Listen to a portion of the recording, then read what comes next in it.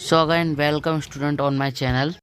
आज की वीडियो में बात करेंगे अकाउंट डेप्रिसिएशन के लॉन्ग सम। हरून डोडावाला सम नंबर 3 लॉन्ग सम डेप्रिसिएशन का। बिकॉज ये सम से आपको एक बेसिक नॉलेज मिलेगा कि सम की स्टार्टिंग कैसे करते हैं, सम लिखते कैसे हैं।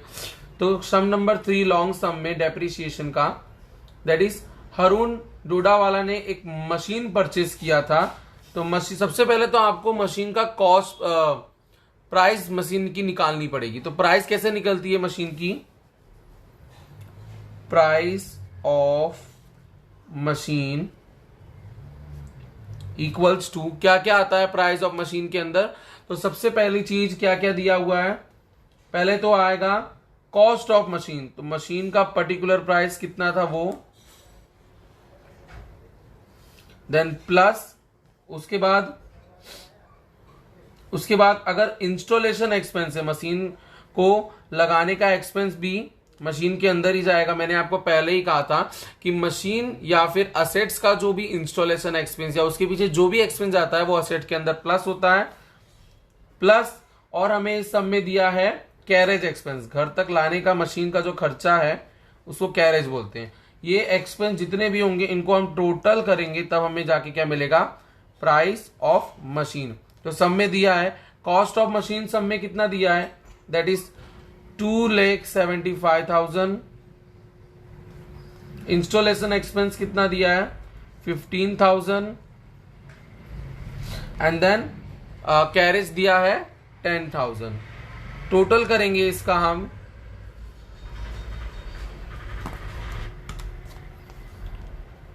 That is 3 lakh rupees. ये आया आपका मशीन का वैल्यू। अभी तो आगे इस चीज करनी बाकी है। ये आपकी मशीन की value I, that is 3 lakh. Now अब हमें डेप्रिसिएशन चार्ज करना है। स्ट्रेट लाइन मेथड है। मेथड कौन सी है, स्ट्रेट लाइन मेथड। मशीन कब खरीदी थी, ऑन 1/4/12 को मशीन खरीदी थी। मशीन परचेस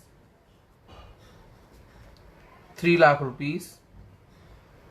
ओके, अब डेप्रिसिएशन हमें कहां तक लगाना है, 31/3/15 की। तो सबसे पहले हम डेटिंग कर देंगे। डेटिंग मतलब ये 31/3/13। नाउ इसका ओपनिंग डेट 1/4/13, 31/3/14, 1/4/14, 31/3/15। मतलब इस डेट को हमें मशीन को बेचना है, मतलब यहां तक की हमें डेप्री निकालनी पड़ेगी। ये हो गया 1 साल, ये हो गया 2 साल और ये हो गया आपका 3 साल। आया समझ में?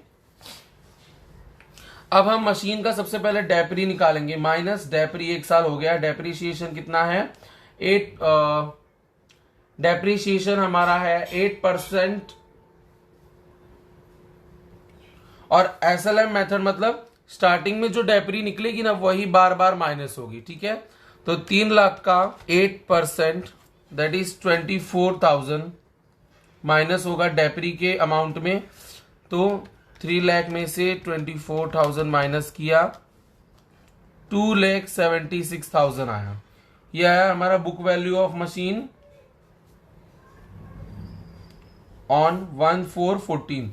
फिर से वही स्टेप, डेप्री माइनस करेंगे 8%। बट यहां पे एसएलएम मेथड है, इसीलिए डेप्री जो स्टार्टिंग में लगी थी 24,000 वही बार बार लगेगी। फिर से 24,000 माइनस करेंगे, माइनस 24,000, तो अमाउंट आएगा 2,52,000। आया समझ में? 2 लाख। ये भी क्या आया, बुक वैल्यू ऑफ मशीन। मतलब मशीन का वैल्यू, अब मशीन का वैल्यू बुक के अंदर 2,52,000 है। लास्ट टाइम तीसरे साल की डेप्री माइनस करेंगे 8%। एसएलएम मेथड है, फिर से वही अमाउंट 24,000।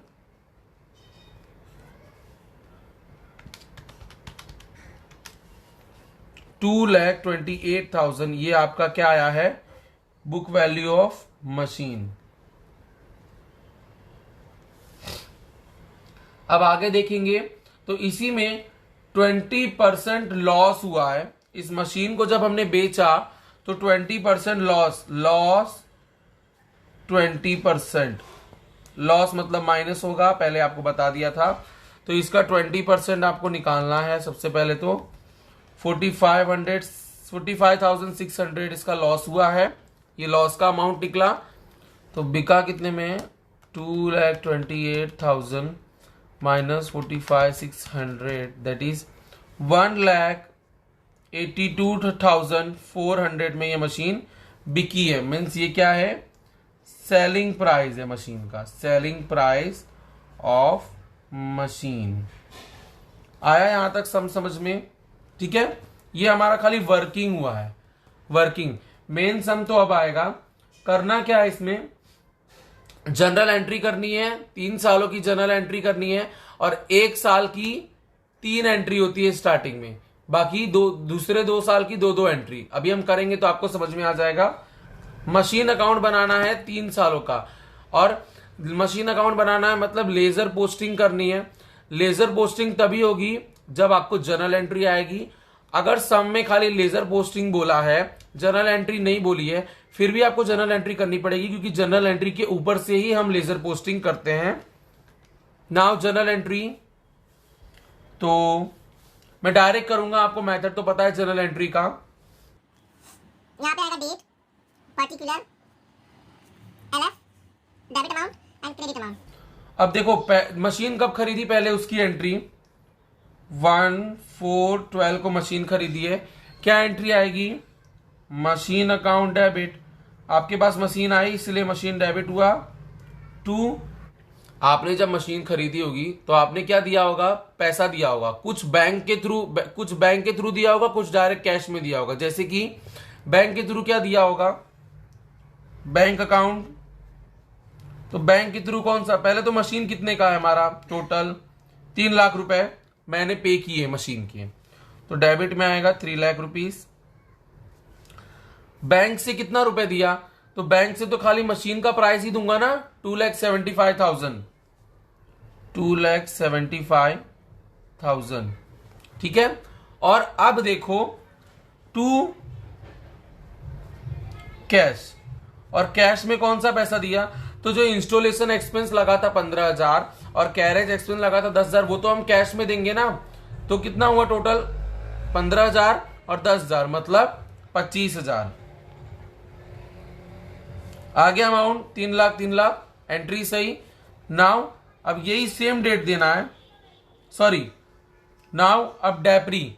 तो डेप्री 1 साल पूरा होने पे डेप्री लगाते हैं, तो डेट डालेंगे 31/3/13। Depreciation account debit to machine account, हमने डेप्रीसिएशन लगा दिया मशीन के ऊपर। कितना लगा डेप्रीसिएशन, 24,000 आया समझ में? ये अभी खाली फर्स्ट ईयर का ही हो रहा है। इसके बाद डेप्री को हमेशा पीएनएल अकाउंट में ट्रांसफर करते हैं, प्रॉफिट एंड लॉस अकाउंट में। जब आप फाइनल अकाउंट पढ़ोगे तो आपको अच्छे से पता चलेगा। यहां पे इतना याद रखो कि डेप्रीसिएशन को पीएनएल अकाउंट में ट्रांसफर करते हैं। ट्रांसफर करने में एंट्री उल्टा हो जाता है, जैसे कि सेम डेट क्या होगा, profit and loss account debit, ये जो डेप्री यहां पे डेबिट था ये क्रेडिट हो जाएगा टू डेप्रीसिएशन अकाउंट, वही सेम अमाउंट 24,000। ये आपका 1 साल का जनरल एंट्री क्लियर हुआ है। नाउ नेक्स्ट ईयर की जनरल एंट्री, नेक्स्ट ईयर का डेट डालेंगे 1, नेक्स्ट ईयर का डेट डालेंगे डायरेक्ट। अब पहले ईयर में हमेशा 3 एंट्री आएगी, एक मशीन खरीदने की, एक डेप्रीसिएशन की और डेप्रीसिएशन को ट्रांसफर करने की। लेकिन दूसरे ईयर में खाली डेप्रीसिएशन की एंट्री आएगी और डेप्रीसिएशन ट्रांसफर की। मशीन तो नहीं खरीदा ना दूसरे ईयर में, तो दूसरे साल का एंडिंग डेट 31/3/14 डायरेक्ट मशीन में डेप्री लगा है, depreciation account debit to machine, वही दूसरे साल में भी 24,000 आया समझ में? नाउ उसी में सेम डेट 31/3/14 को क्या है आएगा, वही डेप्रीसिएशन को पीएनएल में ट्रांसफर करेंगे profit and loss account debit to depreciation 24,000 बहुत ही इजी है, ऐसा कुछ नहीं है, खाली आप एक बार समझ लोगे तो इजी है और कुछ नहीं है इसमें ना। अब ये दूसरे साल का कंप्लीट हो गया ना। तीसरे साल का जो लास्ट ईयर है हमारा 31,315 का, same depreciation account debit to machine account कितना आया, वही तीसरे साल का भी 24,000।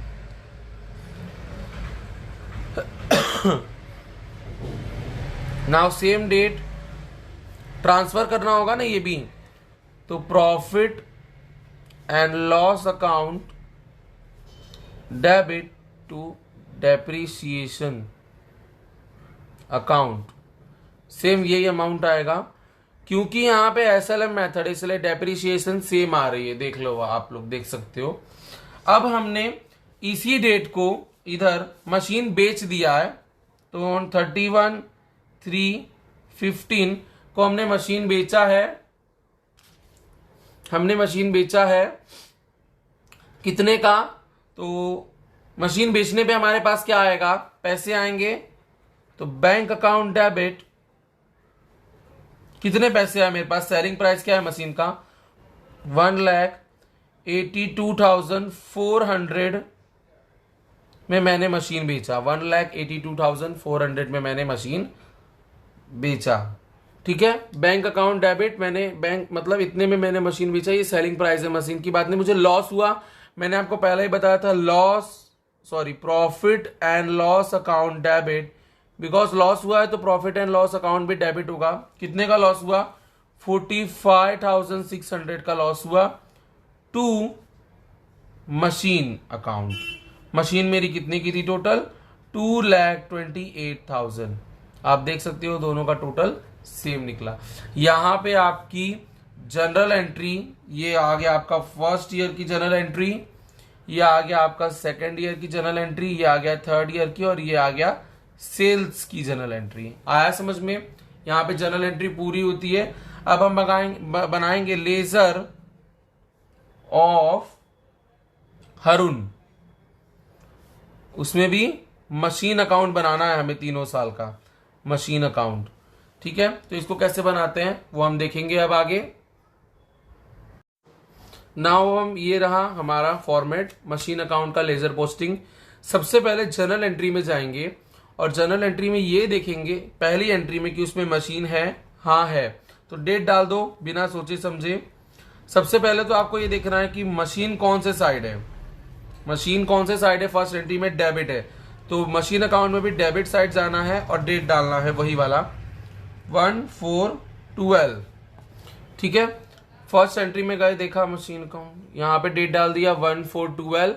अब आगे मशीन डेबिट है ना, तो मशीन में डेबिट साइड गए, डेट डाल दिया, लेकिन लिखना डेबिट वाला नहीं है, लिखना क्रेडिट वाला है। क्या लिखेंगे, टू बैंक अकाउंट, बैंक का अमाउंट कितना है 2,75,000, और टू कैश अकाउंट, कैश का कितना है 25,000 आया। अब एक ही साल में खाली देखना है, पहले फर्स्ट ईयर में, क्योंकि 3 साल का अलग अलग बनाना है, तो पहले फर्स्ट ईयर का। दूसरी एंट्री में मशीन है, हाँ है, कौन सा साइड है, क्रेडिट, तो हम मशीन अकाउंट में क्रेडिट साइड जाएंगे, लेकिन लिखना क्या है, बाय, पहले तो डेट यही सेम आएगा, सॉरी डेट इसका आएगा, बाय डेप्रिसिएशन अकाउंट। अमाउंट कितना है 24,000 बस। और तीसरे एंट्री में तो मशीन है ही नहीं, तो तीसरे एंट्री से कोई लेना देना है ही नहीं हमारा। आया समझ में, तो अब इसको हम क्लोज करेंगे।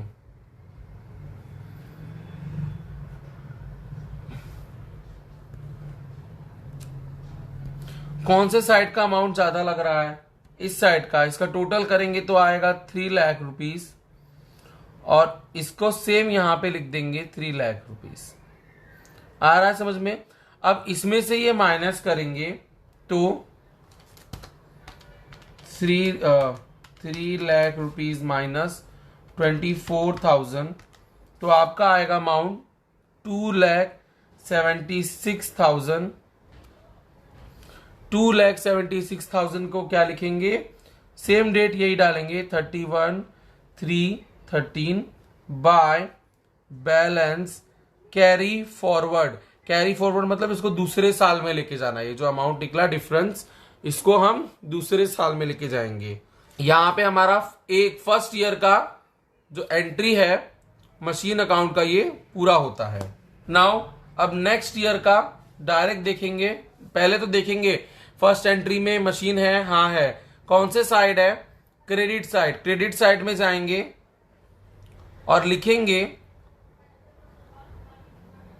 Bye depreciation account. तो डेप्रीशिएशन का अमाउंट कितना है, 24,000। ठीक है, डेट वही डाल देंगे 31/3/14। अब ये जो पिछले साल में ये अमाउंट निकला है बाय बैलेंस कैरी फॉरवर्ड, उसको इस साल ऑपोजिट साइड में डालेंगे।